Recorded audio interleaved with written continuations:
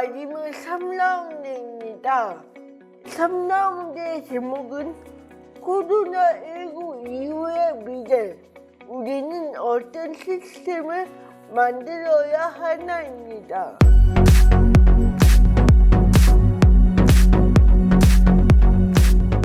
네, 그럼 앞으로 우리 사회는 장애인과 재난약자를 위해 어떤 시스템을 만들어야 하나요? 정부가 보았을 때 장애계는 그다지 전문적이지 않은 집단 아니면은 뭐 준비성이 좀 부족한 집단 이렇게 생각을 하곤 하는데 코로나19 시국에서 이 대응을 보면 보건복지부보다 대구의 장애계가 저는 훨씬 대응을 잘했다고 보거든요.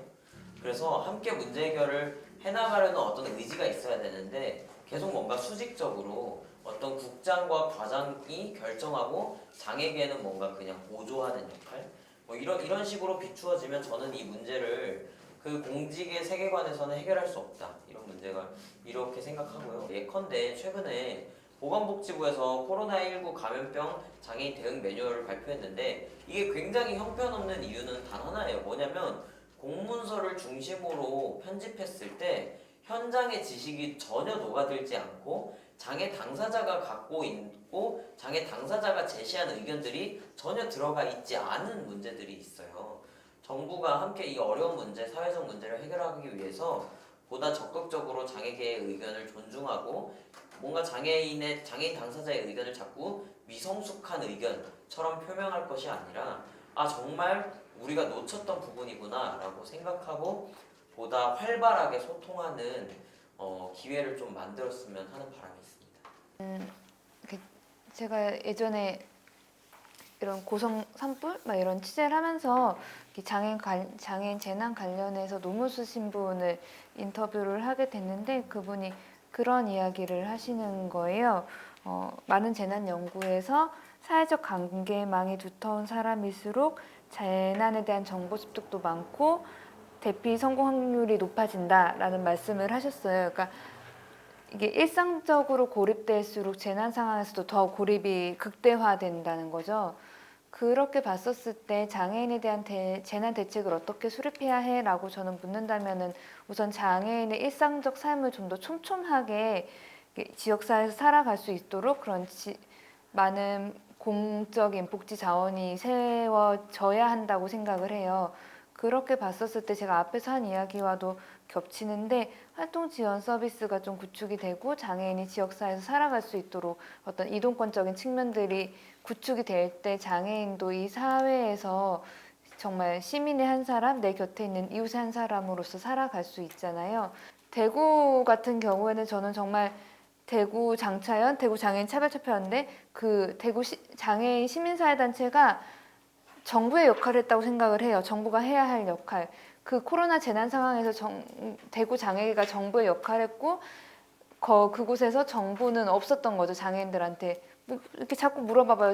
그때 정부가 뭘 했어라고 하면은 아무것도 안 했는데 약간 이런 얘기가 나올 정도로 그래서 대구 장차연이 그 이후에 수많은 대책들을 정부에 요구했는데 그 대책들을 이번에 정부가 지난주에 발표한 매뉴얼에는 없어요. 그래서 그때 그 매뉴얼을 보고 대구 장차연 정책국장님이 얘기를 한 거죠. 이렇게 이 매뉴얼로는 죽음을 막을 수가 없다고. 저는 그 얘기를 정부가 좀 뼈저리게 정말 뼈아프게 들어야 한다고 생각해요. 정말 재난 상황에서 앞으로 닥쳐올 코로나 2차 감염에서 장애인들을 살리고 싶다면 그런 의지가 있다면은. 포항의 지진, 그 다음에 최근에 이제 산불, 사실 이런 것도 보면 어떤 게 이제 보이냐면 실제로 이제 포항 지진은 거기에 일종의 잘못된 개발 속에서 사실은 이제 그 재난이 지진이라고 하는 게 그냥 자연적 현상이 아니라 인간이 어떤 제공한 원인 때문에 사실 그 지진이 발생했단 말이에요. 그리고 이제 뭐 예컨대 호주 이제 산불 뭐 이런 것도 결국은 이제 왜 그런 그러니까 사실 자연적으로 산불이 생길 수 있어요. 근데 왜 그런 산불이 그렇게 더 대규모로 크게 났었냐면 결국 이게 기후변화 문제와 사실 연관이 있거든요. 그리고 이제 이번 이제 코로나19와 같은 것도 이제 많은 얘기들을 들어보면 결국 이게 지속적으로 확산되어 왔던 이제 인수 공통 감염병의 문제가 사실은 있죠. 예. 근데 이 왜 인수공동 감염병이 사실 이제 늘어나느냐? 이것도 이제 결국은 인간이 계속해서 어떤 이 자연을 착취하고 난개발하는 이제 문제들과 그리고 이 동물들을 계속해서 이제 공장식 축산이나 이런 것들로 계속해서 가면서 그들의 서식지가 파괴되고 또 그들이 밀집대 환경에서 생겨나는 어떤 바이러스의 문제 이런 게 사실 다 엮여져 있거든요.